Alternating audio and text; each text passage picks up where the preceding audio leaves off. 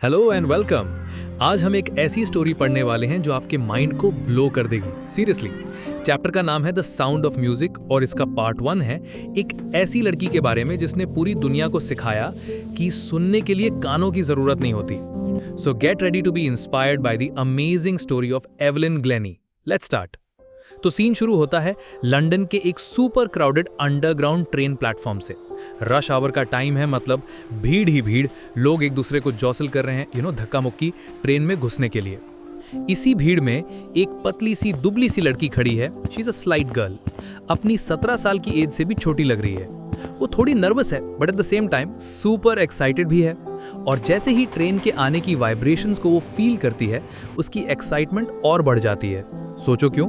क्योंकि ये उसका पहला दिन था लंदन के प्रेस्टिजियस यानी famous royal academy of music में। अब किसी भी टीनेजर के लिए जो स्कॉटलैंड के एक फार्म से सीधा लंदन आया हो, ये सिचुएशन काफ़ी डॉन्टिंग हो सकती है, मतलब डरावना या चैलेंजिंग। बट इस एस्पायरिंग म्यूजिशियन के लिए, यानी जो म्यूजिशियन बनना चाहती थी, चैलेंज इससे भी कहीं बड़ा था। क्यों? Because she was profoundly deaf, मतलब उन्हें बिल्कुल भी सुनाई नहीं देता था। Wait what? एक म्यूजिशियन जिसे सुनाई नहीं देता? How is that even possible? चलो इस पजल को सॉल्व करते हैं। तो एवलिन की लॉस ऑफ हियरिंग अचानक नहीं हुई थी। इट वॉज ग्रेजुअल, धीरे धीरे हुई। उसकी मम्मी इजाबेल ग्लेनी को याद है जब एवलिन सिर्फ 8 साल की थी और पियानो बजाने के लिए अपनी बारी का वेट कर रही थी। उन्होंने उसका नाम बुलाया पर वो हिली तक नहीं। उसकी मम्मी को तब अचानक रियलाइज हुआ कि उसने सुना ही नहीं।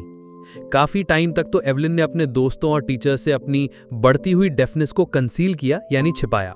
लेकिन जब तक वो 11 साल की हुई, उसके मार्क्स स्कूल में खराब होने लगे। उसकी हेड मिस्ट्रेस ने उसके पेरेंट्स को उसे एक स्पेशलिस्ट के पास ले जाने को कहा और तब पता चला कि ग्रेजुअल नर्व डैमेज की वजह से उसकी हियरिंग सिवियरली इम्पेयर्ड हो चुकी थी।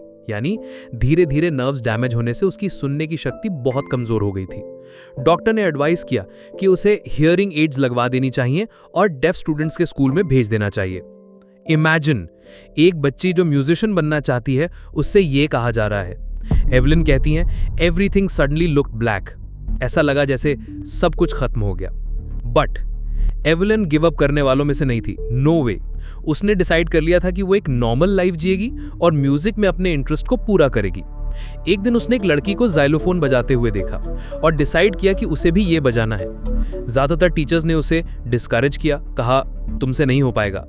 लेकिन एक परकॉशनिस्ट जिनका नाम था रॉन फोर्ब्स, उन्होंने एवलिन का पोटेंशियल यानी उसकी काबिलियत को पहचान लिया। रॉन फोर्ब्स ने एक अमेजिंग काम किया। उन्होंने 2 बड़े बड़े ड्रम्स लिए और उनको अलग अलग नोट्स पे ट्यून किया और उन्होंने एवलिन से कहा, don't listen through your ears, try to sense it some other way. कानों से मत सुनो, किसी और तरह से महसूस करने की कोशिश करो। एवलिन अचानक उसे महसूस हुआ कि वो ऊपर वाले ड्रम की वाइब्रेशन को अपनी कमर के ऊपर और नीचे वाले ड्रम की वाइब्रेशन को कमर के नीचे फील कर सकती थी। Wow, this was the breakthrough moment. Forbes ने ये एक्सरसाइज बार बार रिपीट की और जल्द ही एवलिन ने डिस्कवर किया कि वो अलग अलग नोट्स को अपनी बॉडी के अलग अलग पार्ट्स में सेंस कर सकती थी। उसने अपने माइंड और बॉडी को साउंड्स और वाइब्रेशंस के लिए खोलना सीख लिया था।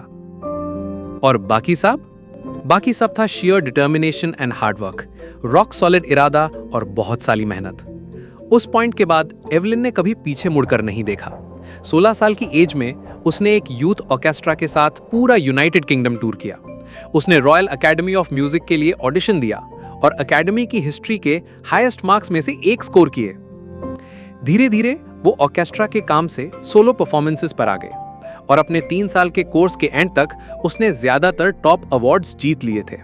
पर इतनी सक्सेस के बाद भी एवलिन इसे कोई हीरोइक अचीवमेंट नहीं मानती। वो कहती हैं, if you work hard and know where you are going, you will get there. कितनी सिंपल और पावरफुल बात है। अगर आप मेहनत करते हो और आपको पता है आपको कहां जाना है, तो आप वहां पहुंच जाओगे। और वो पहुंची सीधा टॉप पर।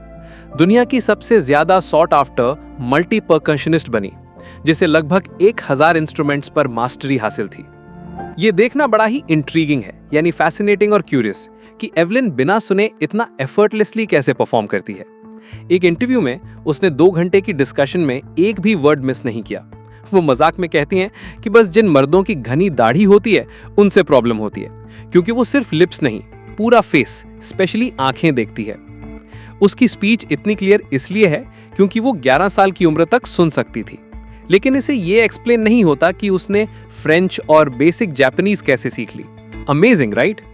और म्यूजिक के बारे में वो कहती हैं, म्यूजिक उनके शरीर के हर हिस्से से अंदर आता है, उनकी स्किन, उनके गालों और यहाँ तक कि उनके बालों में भी झंझनाहट पैदा करता है।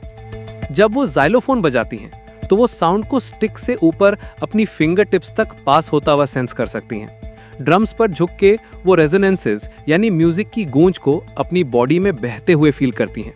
और जब वो किसी लकड़ी के प्लेटफॉर्म पर परफॉर्म करती हैं तो वो अपने शूज उतार देती हैं ताकि वाइब्रेशंस उनके नंगे पैरों से उनकी लेग्स तक जा सकें। She doesn't here music, she feels music. तो इसमें कोई सरप्राइज नहीं है कि एवलिन अपनी ऑडियंसेस का दिल जीत लेती हैं। 1991 में उन्हें रॉयल फिलहार्मोनिक सोसाइटी का prestigious soloist of the year award मिला। एक दूसरे मास्टर परकशनिस्ट जेम्स ब्लेड्स ने उनके लिए एक बहुत खूबसूरत बात कही, God may have taken her hearing, but he has given her back something extraordinary. What we hear, she feels far more deeply than any of us. That is why she expresses music so beautifully. भगवान ने भले ही उसकी सुनने की शक्ति ले ली, पर बदले में कुछ एक्स्ट्राऑर्डिनरी दे दिया। जो हम सुनते हैं वो हम सबसे कहीं ज्यादा गहराई से महसूस करती है, इसीलिए वो म्यूजिक को इतनी खूबसूरती से एक्सप्रेस करती है। ये लाइन इस चैप्टर का हार्ट है गाइस, इसको जरूर याद रखना। एवलिन खुद मानती हैं कि वो एक वर्कोहॉलिक है, मतलब जिन्हें काम करने का जुनून होता है। वो रेगुलर कॉन्सर्ट्स के अलावा प्रिजन्स और हॉस्पिटल्स में फ्री कॉन्सर्ट्स भी देती हैं और यंग म्यूजिशियंस की क्लासेस को बहुत प्रायोरिटी यानी इंपॉर्टेंस देती हैं। वो डेफ बच्चों के लिए एक शाइनिंग इंस्पिरेशन है। वो बच्चे एवलिन को देखकर सोचते हैं कि ऐसी कोई जगह नहीं जहां वो नहीं जा सकते। So what's the moral of this story? Evelyn Glenny ने अपनी एज से डबल लोगों से भी ज्यादा अचीव किया है। उन्होंने परकशन यानी ड्रम्स जैसे इंस्ट्रूमेंट्स को ऑर्केस्ट्रा में आगे लाकर खड़ा कर दिया। उन्होंने उन सब लोगों को इंस्पिरेशन दी है जो हैंडीकैप्ड है।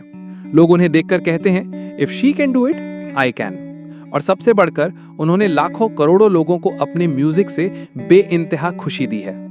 एवलिन की स्टोरी हमें सिखाती है कि लाइफ आपके सामने कितने भी बड़े चैलेंजेस रखे, अगर आपके अंदर डिटर्मिनेशन है, हार्ड वर्क करने का जज्बा है और आप प्रॉब्लम्स को सॉल्व करने के लिए आउट ऑफ द बॉक्स सोचते हो, तो नथिंग इज इम्पॉसिबल। आपकी डिसेबिलिटी, आपकी कमजोरी कभी आपके सक्सेस के रास्ते में नहीं आ सकती। तो कैसी लगी आपको ये इनक्रेडिबल स्टोरी?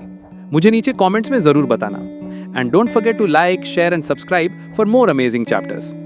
नेक्स्ट वीडियो में हम द साउंड ऑफ म्यूजिक के पार्ट 2 बिस्मिल्लाह खान की स्टोरी जानेंगे। तब तक keep learning and stay awesome. Bye.